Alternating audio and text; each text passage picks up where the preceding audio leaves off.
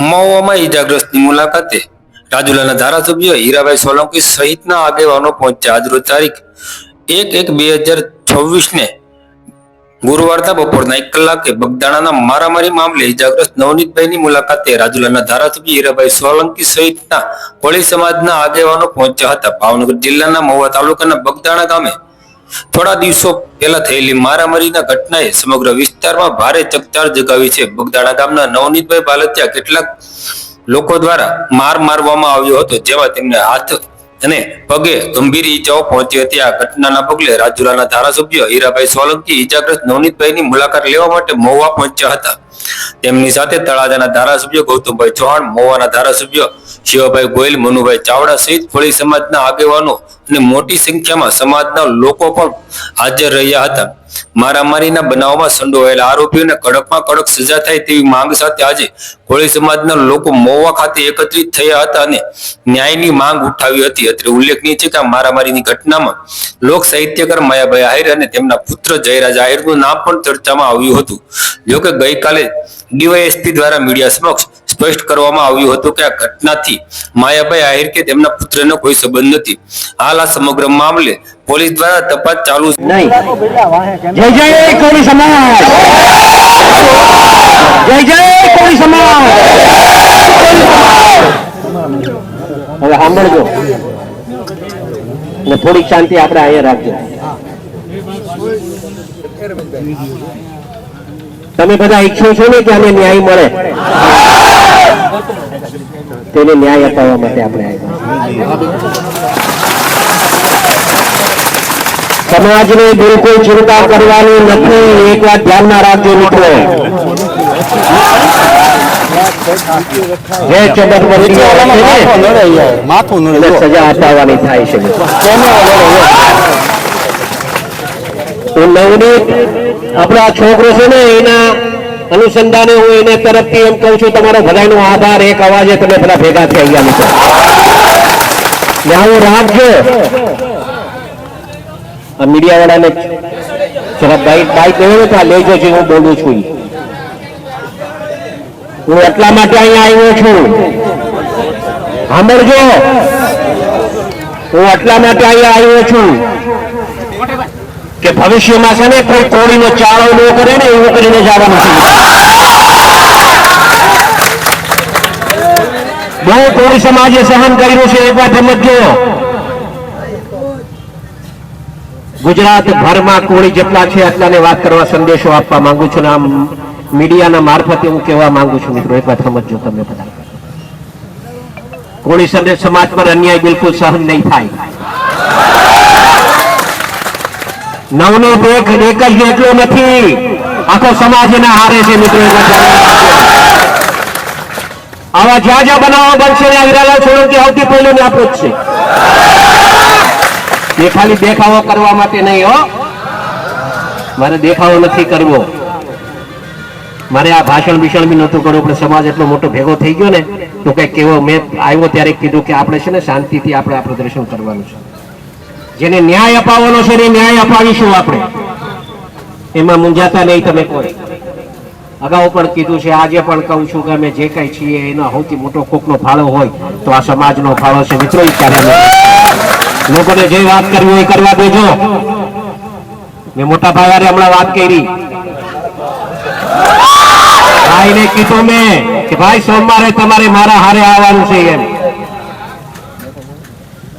સોમવારે તમે મારા હારે આવવાનું છે. અમે હોમ મિનિસ્ટર સાહેબ પાસે, સીએમ સાહેબ પાસે અને અહીંયાથી એક માંગણી હમણાં કરતો જાઉં છું. આપ સાંભળો, એમ કહેતો જાઉં છું કે અમે સોમવારે ન્યા પહોંચીએ ને એ પહેલા તો પીઆઈ ની બદલી થઈ જાય ને એવું કામ કરે. મારી રજૂઆત આ છે, કેમ કે સાચી દિશા એ કામ નથી થતું ને, એના માટે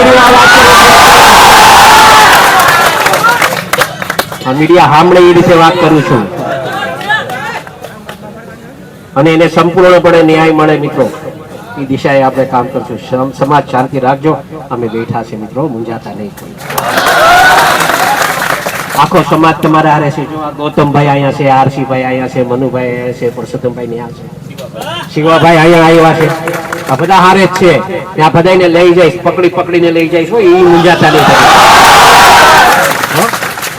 સમાજનો નો થાય ને ઈ કોઈનો નહીં. વાતને સમજ્યા? એટલે આપણે એ કામ આપણે પણ સાચું હશે એ કરવાનું થાય છે ને કરશું. આપણે એમાં મૂંઝાતા નહીં. તમે બધા આટલી મોટી સંખ્યામાં અહીંયા ઉપસ્થિત રહ્યા બદલ આપ સૌનો હું નવનીત વતી તમારો બધાનો આભાર માનું છું. એ છોકરો પાછો નીચે આવવા માંગતો હતો કે આટલો મોટો સમાજ ભેગો થયો છે, ભાઈ મારે એમનો આભાર માનવા આવવું છે. હું કીધું બેટા તારી હાલત એવી છે, તું ન આવ, હું તારા વતી આભાર માની રહીશ. એટલે એના વતી તમારા બધાનો આભાર. પણ એક કહીશ, હંમેશા સમાજનું જ્યારે આવું કંઈક બને ને ત્યારે બધા એકત્રિત રહેજો. કોઈના બીજા કોઈના હાથા ન બનતા, સમાજ હારે રહેજો એટલું કહેવા આવ્યો છું. અને સમાજ હશે તો અમે છીએ, અમે છીએ તો સમાજ છે એવું નથી કહેવા આવ્યો. તમે છો તો અમે છીએ. આટલું રાખજો. તમે ખૂબ પ્રેમ આપ્યો છે ને એવી રીતે પ્રેમ મળતો રહે એ જ આશા સાથે હું માનું છું. જય જય કોળી સમાજ. ફોન કર્યો હતો માયાભાઈ મેનેજિંગ ફેસ્ટિવલ, તો એને મને આમી ક્લિપ બનાવીને આપી કે ભાઈ મેનેજિંગ ટ્રસ્ટી યોગેશભાઈ સાગર નથી. પછી એના છોકરાનો બીજા દિવસે મારા ફોન આવ્યો કે ભાઈ તું ક્યાં છો, તને મળવું છે. મેં કીધું હું બગદાણા છું. પછી રાજુ બોવડાનો એનો મારા ફોન આવ્યો, તે માયાભાઈ પાસે માફી મગાવવાનો વિડીયો કેમ ઓલો કર્યો એનું મારી પાસે રેકોર્ડિંગ છે. માયાભાઈ છોકરાનો ફોન આવ્યો એનું મારી પાસે રેકોર્ડિંગ છે. પછી બીજા ગામના મારા મિત્ર છે એની ઉપર જયરાજનો ફોન આવ્યો, માયાભાઈ દીકરા છે. તો એ બધું પ્રૂફ આપણી પાસે છે. બાકી બીજા કોઈ યારે મારા કોઈ જાતનો વાંધો જ નથી. આ બધું કરાવ્યું એને જ કરાવ્યું. એના બાપા અમે માફી મંગાવી એટલું. ડીવાયએસપી જે આ નિવેદન આપ્યું હા છે હા, એમાં કેટલું તથ્ય છે? એમાં એ હાવ ખોટું જ છે. તો કોઈ દિવસ કોઈને નહીં નહીં, એ લોકો જે એ બુટલેગરો છે એનું પોલીસ સ્ટેશન અલગ લાગે છે, આ બગદાણા છે એ અલગ લાગે છે. એ આ મારા વિસ્તાર, હું એને કોઈને ઓળખતો પણ નથી ઓળખ નહીં. અને એ લોકો જે વિડીયો બનાવે છે તો કોને બતાવવા માટે બનાવે છે, હા એ તો અને લાઈવ કોને બતાવે છે એની તપાસ કરો. બધું તપાસ થશે. હા. કઈ નવનીત હા. જો એક વાત કહી દઉં તને બેટા, હા સંપૂર્ણ સમાજ તારા હારે છે હો. હા એમાં તારે જરાય મૂંઝાવાનું છે નહીં. હું કીધું આ તને અહીંયા આવ્યો છું ને હું ઈ આટું આવ્યો છું એટલે મૂંઝાતો નહીં. ને હિંમત રાખતું, હિંમત વાળો જ છે. હું કીધું તું છે ને હિંમત વાળો છે, સમજ્યા? અને આપણે છે ને એની કદર કરીએ છીએ હિંમત વાળાની. તું સમજે, મૂંઝાતો નહીં. આખો સમાજ તારે હારે છે ને તને ન્યાય આપવા માટેના પૂરા પ્રયત્ન કરશો અમે. હો તને એટલે એ મૂંઝાતો નહીં. તને આપણી ખબર છે ને બેટા, મૂંઝાવાનું નથી તારે કોઈને. આખો જો આજે આવી હાલત છે, માણસો તો જો કેટલું આવ્યું છે. પગ રાખવાની જગા નથી બેટા. મને ખોટી રીતે ભાઈ રહ્યો કીધું કે બેટા બેઠા છે ને અમે, હા બેઠા છે ને અમે, હા એમાં કાંઈ નહીં મૂંઝાવાનું. હા મારો દિલો દીકરો છે બેટા, હાથું નહીં પડવાનું. હું કીધું થોડીના આવાજો છે તમે, એવું નહીં કરવાનું, મૂંઝાતો નહીં. હું કીધું સંપૂર્ણ ન્યાય આપશું બેટા. પોલીસે પણ કેવું મારું આખું ઓલું કરી નાખ્યું.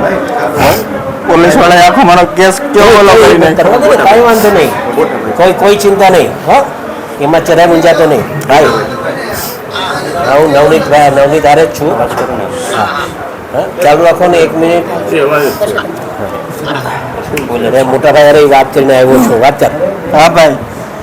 નવનીત હા સીતારામ કરશો તો વાત કરશો. હા સીતારામ ભાઈ. સીતારામ ન્યાય મજબૂત રહેજો. હીરા તમારે હારે છે. હા ભાઈ. અને હું આયા ઉદયપુર છું. હા, હા. એટલે શંકર ભગવાનના દર્શન કરી હા. અને કાલ હું આવી જાય અહીંયા. હા ભાઈ. ભાઈ એક વાત કહી દઉં, સાંભળો મારી ભાઈ.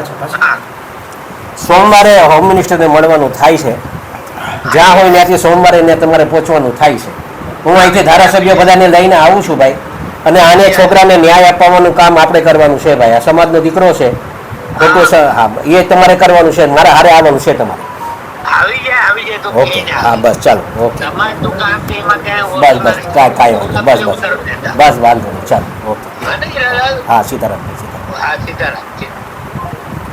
કાંઈ મૂંઝાવ નથી બેટા. હો સોમવારે હું જાઉં છું ગાંધીનગર. શું કીધું? હા ને આખા સમાજનો ટેકો તારા રહેશે. હો હા કાંઈ નહીં મૂંઝાતો. હો ને હાશું નહીં પડતો, તારા હારે છે, મૂંઝાતો નહીં. આખો સમાજ તારા હારે છે બેટા. હા, હિંમત રાખ. બધું ઈશ્વર છે કે નહીં, આપણે માનીએ છીએ ને માતાજીને ને ઈશ્વરને. હા, કોઈને નહીં મુકાય. કોઈ ચબરબંધી હોય ને તો એને નહીં મુકાય. એ ચિંતા નહીં કરે તું. હા, કાંઈ વાંધો નહીં. હા, હિંમત રાખજે બસ, બીજું કાંઈ નહીં. હા, હા, કાંઈ વાંધો નહીં.